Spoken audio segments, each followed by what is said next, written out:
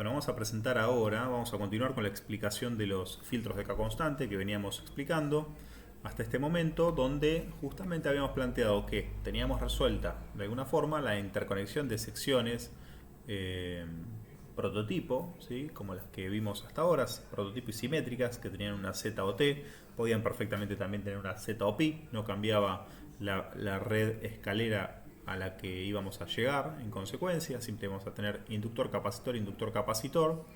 En el caso de un filtro pasabajo, como es el que estábamos analizando, y ahora habíamos dicho que íbamos a analizar cómo iba a ser la transferencia. Para analizar la transferencia, básicamente tenemos que, de esta expresión, ¿sí?, que tenemos acá, separar los efectos. Justamente tenemos que calcular el módulo y el argumento de ese número complejo que da como resultado este cociente, que recordemos era, esto lo vimos en la explicación anterior, era el resultado justamente de tener una exponencial con una variable compleja que podíamos justamente descomponer en un módulo y una fase, que justamente iban a estar dados por e a la gamma y beta, y justamente para lograr esa factorización, esa separación en módulo y fase, hay que hacer bastante álgebra trigonométrica hiperbólica, que no vamos a dedicar tiempo acá. Vamos a referirlos para ver estos detalles a la bibliografía, y justamente de la bibliografía extrajimos lo que nos parece más saliente, que es este gráfico de alfa y beta en función de la frecuencia. Recordemos que este X ya probamos que es una frecuencia normalizada, ¿sí?, una omega sobre omega c.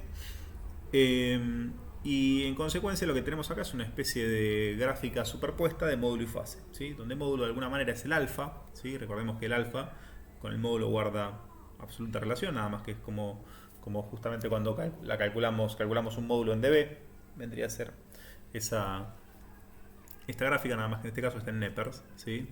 Entonces, veamos que justamente una cuestión muy interesante de este tipo de filtros, de los filtros de K constante, es que justamente la banda de paso, ¿sí?, alfa, para lo que sería la banda de paso, como vemos en esta tablita, ¿sí?, que es lo que llaman en el Everett-Anner el caso A, que vendría a ser para la región entre -1 y 0 de esto que tenemos acá, que es exactamente lo mismo que habíamos visto antes.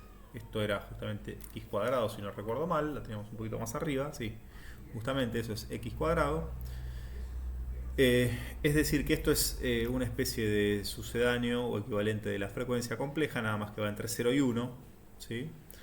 En ese caso, lo que podemos ver, dado que justamente la banda de paso va a ir desde acá hasta acá, como no podía ser de otra forma, desde -1 a 1, lo que vamos a tener es que justamente durante toda la banda de paso, para el módulo, tenemos exactamente 0 dB. Es decir, que si alfa es igual a 0, lo que tenemos acá es en veces 1. Es decir, es algo así como un brick wall perfecto, ¿sí? Es decir, esto que acabamos de presentar y que dijimos que justamente era de alguna forma una disquisición teórica, dado que nunca íbamos a poder conectar Z o T, pero lo que nos dice este resultado es que si somos capaces de encontrar una carga que sea igual a Z o T, este filtro tiene una transmisión que no tiene absolutamente nada de ripple, tiene 1 en toda la banda de paso, y a partir de la banda de paso exhibe un comportamiento como el de cualquier filtro, un roll-off, ¿sí?, y una atenuación cada vez más importante, al mismo tiempo que justamente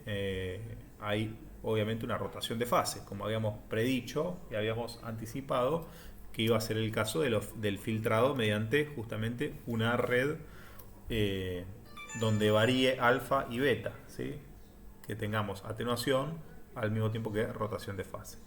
Entonces, nuevamente, resultados salientes de esto: banda de paso muy buena, excelente.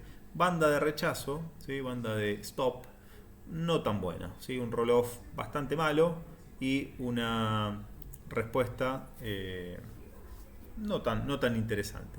Ahora, ¿cuál es la ventaja de esto? Lo que habíamos dicho antes, que si no nos gusta o no cumplimos o no somos quienes a satisfacer la plantilla de diseño que nos da un filtro como este, lo único que tenemos que hacer es repetir secciones. ¿Por qué? Porque el diseño justamente se trata de eso, de cascadear varias secciones que nos van a ir cada vez proveyendo una transición mucho más abrupta, es decir, un roll-off mucho más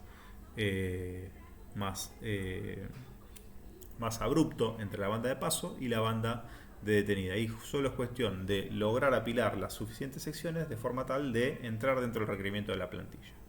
Luego, la rotación de fase, lógicamente también. Cada vez que apilemos más secciones vamos a tener más rotación de fase. Y lo que podemos ver es que justamente la relación entre la fase y la frecuencia no es ni estrictamente lineal ni mucho menos. Recordemos que en esos tiempos nadie se preocupaba mucho por la demora, por el retardo de grupo. Es decir, esta respuesta jamás se buscó de ninguna manera que se aproxime a una línea recta, de forma tal de tener un retardo de grupo lo más constante posible. Por lo tanto, simplemente buscaban separar en frecuencias a expensas de tener posiblemente una distorsión de fase bastante importante. Muy bien, dicho esto, un poco quedan presentadas las características más importantes de un filtro de K constante. Es decir, nos quedaría por lo pronto, ¿sí?, para poder hacer del filtro de K constante una herramienta práctica, ¿sí?, nos quedaría por resolver lo que sería el roll-off, ¿ok? El roll-off o la transición.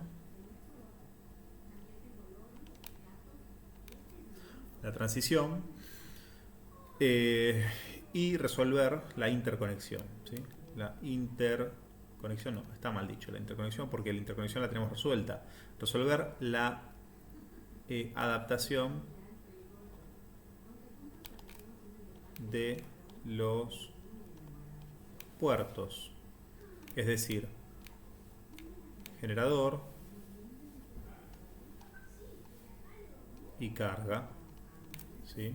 Es decir, hasta ahora la restricción que teníamos para poder usar un filtro K constante era que justamente generador y carga tenían que ser igual a Z o T. Nosotros obviamente no queremos que eso siga siendo una restricción, sino que lo que queremos es que generador y carga puedan tener una RL o una RG igual a la Z característica, es decir, a la Z o T o alguna impedancia de referencia, ¿sí? Como por ejemplo la constante del filtro de K constante, R, ¿sí?